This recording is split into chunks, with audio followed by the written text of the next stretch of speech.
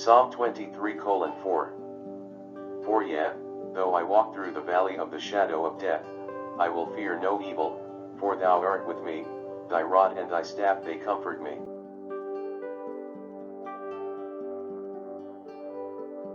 Psalm 73:26.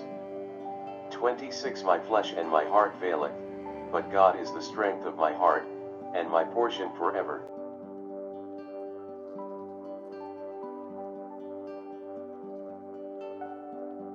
Isaiah 57:18. 18 I have seen his ways, and will heal him, I will lead him also, and restore comforts unto him and to his mourners.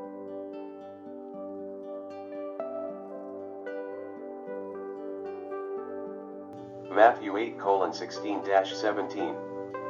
16 When the even was come, they brought unto him many that were possessed with devils, and he cast out the spirits with his word, and healed all that were sick.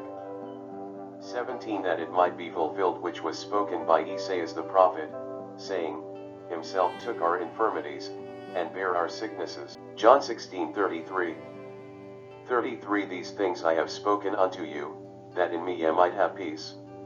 In the world ye shall have tribulation, but be of good cheer, I have overcome the world. Romans 8:37-39. 37 Nay, in all these things we are more than conquerors through him that loved us. 38 For I am persuaded, that neither death, nor life, nor angels, nor principalities, nor powers, nor things present, nor things to come.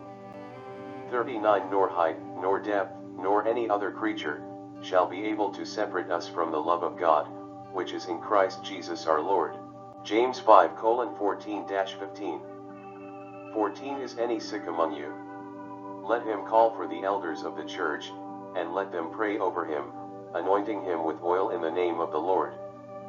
15 And the prayer of faith shall save the sick, and the Lord shall raise him up, and if he have committed sins, they shall be forgiven him.